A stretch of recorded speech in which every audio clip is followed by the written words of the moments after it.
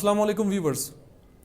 मौजूदा सूरत हाल के पेश नज़र मुल्क में सियासी गहमा गहमी बढ़ रही है और इस वक्त मुल्क में एक शदीद सियासी अदम इस्तेहकाम देखने को मिल रहा है।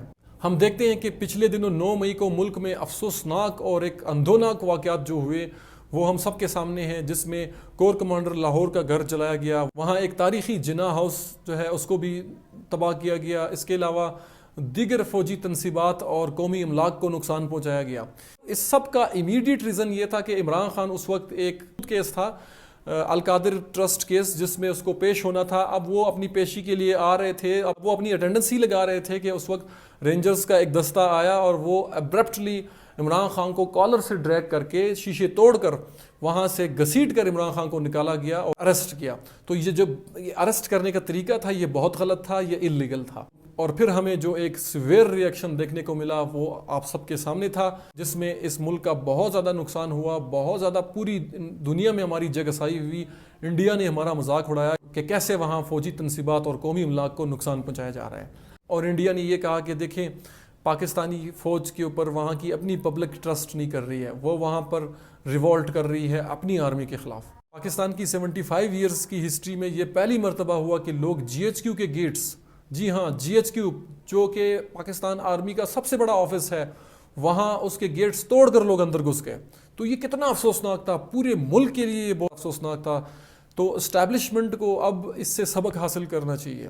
इस हवाले से बहुत बड़ा ख़दशा ज़ाहिर किया जा रहा है कि पाकिस्तान की जो इस्टेब्लिशमेंट है वो तकसीम है, वो 2 हिस्सों में तकसीम है। ये इस्टेब्लिशमेंट वर्सेस इस्टेब्लिशमेंट जंग हो रही है। इसके अलावा बहुत सारी और भी अफवाहें गर्दिश कर रही है सोशल मीडिया पर। तो ये पाकिस्तान के लिए बहुत ख़तरनाक होगा, इसके ऊपर काबू पाना बहुत ज़रूरी है।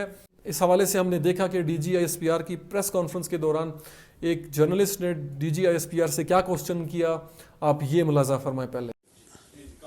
फ्रॉम एक्सप्रेस ट्रिब्यून जी, ये एक इस्तिलाह कहते हैं कि जब आर्मी के अंदर चेंज ऑफ कमांड होती है तो उसके साथ ही फिर अकाउंटेबिलिटी भी होती है। ये खबरें भी आती रही हैं कि जब से नए आर्मी चीफ ने टेक ओवर किया है कुछ इंटरनल पर्जिंग भी हुई है, कोई क्रैकडाउन भी हुआ है, उस हवाले से बताएं। दूसरा, एक आम तौर पर परसेप्शन ये है कि पाकिस्तान के अंदर इस वक्त वो मुआशी मसाइल हों, सियासी मसाइल हों या सिक्योरिटी के मामलात हों, 2 लोगों का नाम आता है आपके इदारे से ताल्लुक है उनका, एक जनरल बाजवा और दूसरा जनरल फैज़। तहरीक इंसाफ कहती है कि जनरल बाजवा का कोर्ट मार्शल होना चाहिए, PMLN कहती है जनरल फैज़ का कोर्ट मार्शल होना चाहिए। तो इस हवाले से क्या इंटरनल कोई असेसमेंट हो रही है कि आपके ये दोनों जर्नैल थे, क्या इन्होंने वाकई कोई अपने मैंडेट से तजावुज़ किया, इख्तियारात से तजावुज़ किया कि इनके खिलाफ कोई महकमाना कार्रवाई होनी चाहिए?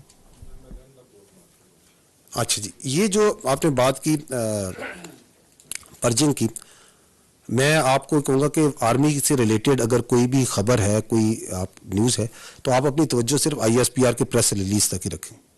वहीं वो that is the only credible source. And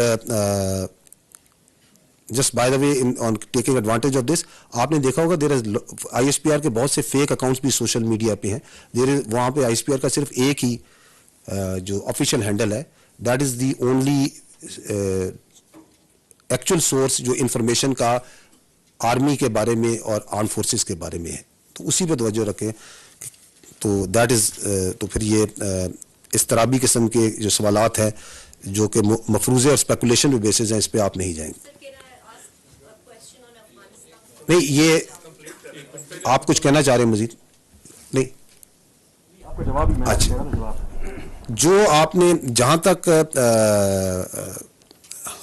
जो आपने जिक्र किया, देखिए आर्मी का एक अपना जो एक बड़ा कॉम्प्रिहेंसिव निज़ाम मौजूद है। यहाँ लाखों अफराद इस अदारे में काम करते हैं और करते रहते हैं।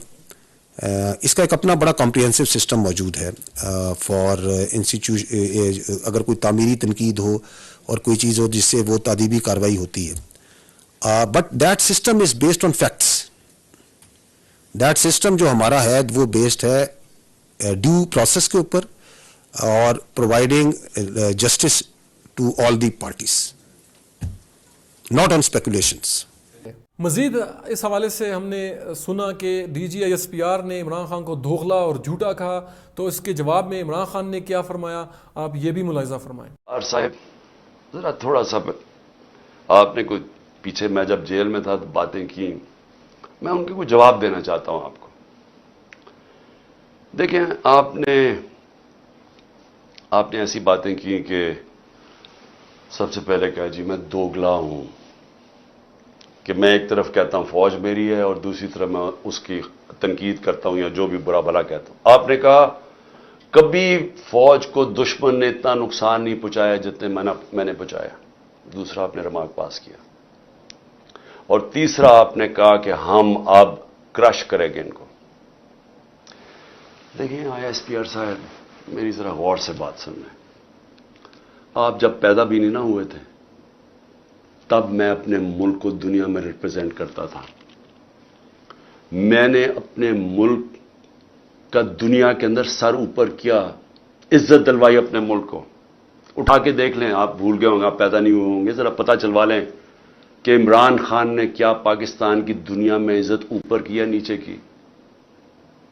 اور آپ کو یہ پتہ ہونا چاہیے کہ جب وار آن ٹیرر ہوئی اور جو پاکستان کی مٹی پلیت ہوئی دنیا میں کہ ہمارا گیا جی فوج دوگلی ہے، کیونکہ تب مشرف کا مارشل لا تھا، یہ ہمارے سے جھوٹ بولتی ہے، کرتی کچھ ہے کہتی کچھ ہے، ڈالرز ہمارے سے لیتی ہے اور دوگلی گیم کھیلتی ہے. ڈبل گیم، دوگلا تب نام استعمال ہوتا تھا. پاکستان کو ورڈ ہی دوگلا استعمال کرتے تھے، ڈبل گیم کا نام کرتے تھے.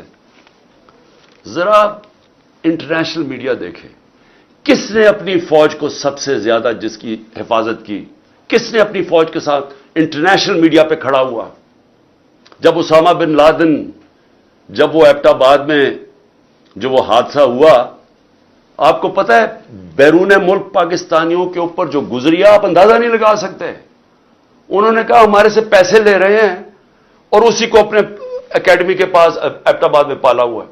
جو ہمیں ذلت ملی تب کون بولا آپ کے لیے؟ یہاں تو کوئی سانپ سونگ گیا تھا، یہاں تو آرمی چیف کے منہ سے چون ہی نکل رہی تھی، یہاں تو کوئی بولتا ہی نہیں تھا، نہ پرائم منسٹر تب وہ گیلانی تھا نہ زرداری. 4-5 دن سناٹا چھایا ہوا تھا، وہ آ کے مار کے چلے گئے. ہمارے ملک میں دنیا میں ذلیل ہوئے ہم. میں بولا تھا، میں ساری جگہ اپنی فوج کو ڈیفینڈ کیا ہے. میرے 3.5 سال میں دیکھیں کہ پاکستان فوج کا امیج اوپر تھا یا نیچے تھا. ذرا اٹھا کے دیکھیں، آپ کے سامنے ہے وہ. کیا فوج کا امیج اوپر گیا یا نیچے گیا؟ فوج کو لوگ پسند کرتے تھے. جب ایک آرمی چیف نے میری کمر میں تو چاقو مارا، لیکن پاکستان کے بدنام ترین مجرموں کو آ کے اوپر بٹھا دیا، تو کیا میری وجہ سے فوج کو برا بھلا کہا گیا یا اس آدمی کی وجہ سے جس نے اس نے کیا سمجھا کہ لوگ یہ بتائیں نا، کیا لوگ چونٹیاں ہیں؟ کیا لوگوں میں عقل نہیں ہے؟ کیا لوگ بیوقوف ہیں کہ جدھر آپ لگائیں گے ادھر لگ جائیں گے؟ کیا لوگ 30 سال سے ان لوگوں کو نہیں جانتے تھے؟ اسی فوج نے، میں نے اپنے کانوں سے سنا ہوا ہے، جب مجھے ISI نے بریفنگ دیا کہ انہوں نے کتنا، اب سے نہیں 25 سال سے میں سن رہا ہوں کہ کتنا پیسہ انہوں نے چوری کر کے ملک سے باہر لے کے گئے ہیں، کہ جی اب چائنا سے واپس آئے تو یا زرداری نے یہ ڈیل کی ہے تو فلانی پراپرٹیز. ہمیں جو انہوں نے پراپرٹیز دکھائی ہیں وہ اس سے اربوں ڈالرز کے اندر پراپرٹیز ہیں. اور ایک دم کہہ رہے ہیں کہ اب جناب فیصلہ ایک آرمی چیف نے کیا ہے تو بھیڑے صاحب ادھر چلے جائیں اور اس کو کہہ کہ جی بڑا اب بہت اچھا کیا اور اب عمران خان بولا یہ اچھا ہے. لوگوں نے نہیں تسلیم کیا. میں نے نہیں برا بھلا کہا فوج کو. جو آرمی چیف کے ایکشنز تھے اس نے اس کی ہماری فوج کو برا کیا، اس کی وجہ سے ہوا، میری وجہ سے نہیں ہوا. اور یہ کہنا کہ یہ قوم ایکسپٹ کر جائے ان لوگوں کو، کس نے میموگیٹ کیا تھا؟ کیا حقانی نے جا کے امریکنوں کو نہیں کہا تھا جو کیس لگا تھا سپریم کورٹ میں کہ مجھے، انہوں نے کہا زرداری کہہ رہا ہے کہ مجھے میری فوج سے بچا لو، امریکنوں کو کہہ رہا ہے. یہ میں نے کہا تھا. کیا جب نواز شریف جا کے چھپ کے کھاٹمانڈو میں مودی سے چھپ کے ملاقات کر رہے کہ جی میری فوج کو نہ پتہ چل جائے، اور اسے اور پھر وہ جو ڈان لیکس میں جب وہ کہتا ہے ڈان لیکس میں کہ جی دہشت گردی انڈورس کر رہا ہے ہندوستان کا اوپینین کہ فوج دہشت گردی کر رہی ہے، آپ ان لوگوں کو اوپر بٹھا دیں اور ہمیں کہیں کہ ہم ان ساروں کو تسلیم کر لیں. اور ہم اگر پروٹیسٹ کریں تو ہمیں جیلوں میں ڈال دیں، ہم پروٹیسٹ کریں ہمارے اوپر FIR کاٹ دیں، ہم کچھ کریں آپ اینٹی اسٹیٹ ہمیں قرار دے دیں. لیکن آپ سب کچھ ٹھیک کر رہے ہیں. مجھے گولیاں لگی ہیں, مجھے پتا ہے کس نے کون ذمہ دار ہے. کیا مجھے ایکس پرائم منسٹر جو سب سے بڑی پارٹی کا ہیڈ, مجھے یہ حق نہیں ملا کہ میں اپنی ایف آئی آر کٹوا سکوں؟ آئی ایس پی آر صاحب فرمان دے رہے ہیں کہ ہمارا تو بے بنیاد الزام لگایا گیا ہے. بھی آپ ہیں کون کہنے والے؟ یہ کس نے آپ کو رائٹ دیا ہے؟ ملک کا آئین یہ کہتا ہے کہ جس کے اوپر واردات ہوتی ہے اس کا رائٹ ہوتا ہے ایف آئی آر کٹوانا, تفتیش ہو, پھر وہ بے بنیاد بے قصور ثابت ہو جائے, بسم اللہ. لیکن آپ تو بیٹھ کے فرعون کی طرح فرمان پاس کر رہے ہیں کہ جی وہ تو ہمارا, میں نے تو غلط الزام. اور یہ کہنا کہ عمران خان جھوٹ بول رہا ہے, آپ کو شرم آنی چاہیے ایسی باتیں کرتے ہوئے. عمران خان کو 50 سال یہ قوم جانتی ہے. اس قوم کی تاریخ میں اگر کسی ایک آدمی کو اس قوم نے سب سے زیادہ پیسہ دیا ہے, جو سب سے زیادہ خیراتی کام, وہ عمران خان کر رہا ہے. اور وہ کیوں دیتے ہیں؟ کیونکہ انہیں پتہ ہے کہ وہ دیانتدار آدمی ہے, وہ چوری نہیں کرتا پیسے, وہ سچ بولتا ہے. عدالت کے اندر جب میرا کیس لگا فلیٹ کا, عدالت نے, سپریم کورٹ نے کہا صادق اور امین ہے. آپ کو کس نے اجازت دی ہے کہ یہ کہنا جی جھوٹ بول رہا ہے یا دوگلا ہے؟ آپ کو شرم آنی چاہیے. کبھی آئی ایس پی آر نے اس طرح کی باتیں نہیں کی. آپ تو کود کے آ گئے پالیٹکس میں, آپ پارٹی بنا لیں اپنی. اور میں اس کے علاوہ میں آخر میں, کیونکہ میں اپنے آپ کو کنٹرول کر رہا ہوں, کیونکہ مجھے بڑا غصہ ہے اس چیز کے اوپر کہ اس طرح کے الزام لگانے, اور آپ کو پتہ ہی نہیں آپ بات کیا کر رہے ہیں, اور اس آدمی پہ لگا رہے ہیں جس کو ہمیشہ وہ چاہتا ہے کہ اس کی فوج مضبوط ہو. اور میں آپ کو یہ بتاؤں, میں ڈرامے نہیں کر رہا, کیونکہ میرے پیسے ملک سے باہر نہیں پڑے ہوئے. میں نے بھاگ کے, میرے اوپر 145 کیسز سے ملک چھوڑ کے باہر نہیں بھاگا. میں نے یہ نہیں کہا کہ مجھے ای سی ایل پہ نہ ڈالنا, میں ڈالو مجھے ای سی ایل پہ, میں جانا ہی نہیں چاہتا ملک سے باہر. اور میں یہ آپ کو دوسری بات بتا دوں, وہ لوگ جن کے پیسے باہر پڑے ہیں, جن کے ساتھ آج ہماری اسٹیبلشمنٹ کھڑی ہے, جن کا سٹیک ہی پاکستان میں نہیں, اب جب روپیہ 300 کراس کر گیا ڈالر, تو ان کو کیا فائدہ, نقصان ہوا ہے؟ ان کی تو دولت ڈالرز میں پڑی ہوئی ہے, ان کو تو فرق ہی نہیں پڑا. لیکن سارا تنخواہ دار طبقہ, پولیس, سرکاری نوکر, ہمارے فوجی, ساروں کو آج ان کے گھروں میں پوچھیں کہ ان کے اوپر کیا حالات ہیں.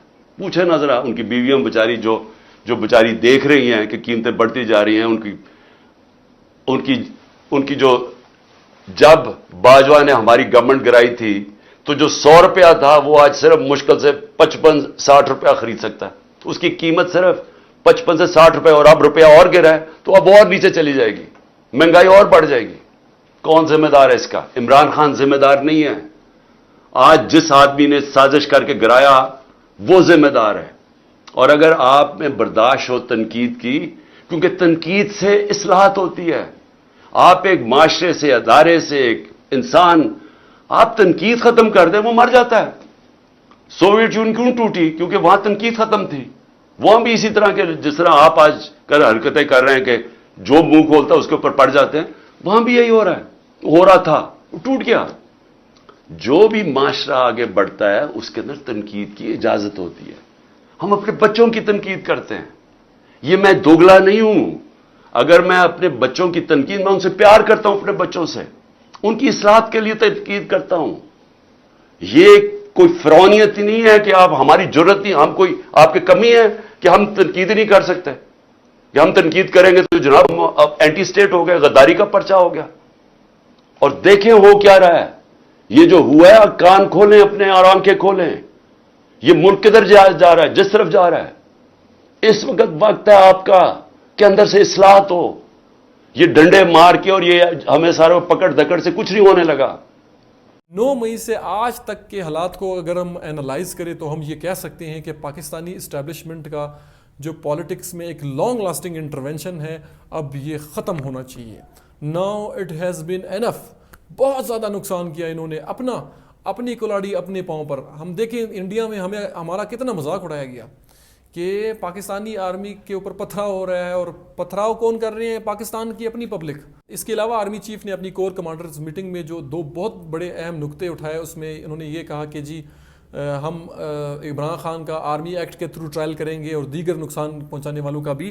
تو اس حوالے سے پولیٹیکل سائنٹسٹ اور اینالسٹ یہ کہتے ہیں کہ یہ مزید پاکستان کو پولیٹیکل انسٹیبلٹی کی طرف لے کر جائے گا۔ دوسرا اہم پوائنٹ جس میں آرمی چیف نے یہ فرمایا کہ پاکستان میں ایک پولیٹیکل کنسنسس، ایک ریکنسلیشن کی ضرورت ہے۔ یہ بہت زبردست پوائنٹ تھا، یہ پاکستان میں جمہوریت کو مستحکم کرنے کی بات تھی۔ ہمارے پولیٹیشنز کو ہوش کے ناخن لے کر یہ سبق حاصل کرنا چاہیے کہ چاہے یہ ریلیجس پولیٹیکل پارٹیز ہیں، چاہے یہ نیشنلسٹ پولیٹیکل پارٹیز ہیں، چاہے یہ رائٹ ونگ کی پالیٹکس کرنے والے ہوں، چاہے یہ لیفٹ ونگ کی پالیٹکس کرنے والے ہوں، ان کو اب ایک پولیٹیکل کنسنسس، ایک پولیٹیکل ڈائلاگ، ریکنسلیشن کرنا ہوگا، اور ملک میں سارے مسائل کو افہام و تفہیم کے ساتھ آگے لے کر جانا ہوگا۔ اس کے لیے صرف پولیٹیشنز نہیں، سارے stakeholders, major pillars of the state جو ہماری پوری گورنمنٹ کی مشینری کو چلاتے ہیں، اس میں آپ کے جو اسٹیبلشمنٹ ہے، لیجسلیچر ہے، آپ کا جو ایگزیکٹو ہے، آپ کی جوڈیشری ہے، آپ کا میڈیا ہے، ان کو مل بیٹھ کر اس ملک کے فیوچر کے بارے میں سوچنا ہوگا، کیونکہ یہ مزید پولیٹیکل انسٹیبلٹی اس ملک کو مزید خطرناک حالات کی طرف لے کر جائے گا، کیونکہ اس کی وجہ یہ ہے کہ پاکستان آلریڈی اکنامکلی کریش ہو چکا ہے، یہاں ڈالر 300 سے اوپر جا چکا ہے، پوری دنیا میں اب یہ 12واں 13واں ملک بن چکا ہے جہاں سب سے زیادہ انفلیشن ہے، یہاں پر لوگوں کو ایک وقت کا کھانا ٹھیک سے نہیں ملتا۔ تو آپ بتائیں کہ اس ملک میں کتنا زیادہ پولیٹیکل کنسنسس اور ڈائلاگ کی ضرورت ہے اس وقت۔ اگر پولیٹیکل ڈائلاگ نہیں ہوئی، یہ سب سٹیک ہولڈر مل کر نہیں بیٹھے، تو یہ ملک مزید ہاتھوں سے نکلتا جائے گا، مزید پولیٹیکل انسٹیبلٹی اس ملک کو انتشار کی طرف اور خدا نہ کرے ایک سول وار کی طرف لے کر جائے گی۔ اللہ ہمیں اس سے بچائے، اللہ اس ملک کی حفاظت کرے، اور ہم سب کو آسانی عطا فرمائے اور آسانی تقسیم کرنے کا شرف عطا فرمائے۔ اللہ حافظ۔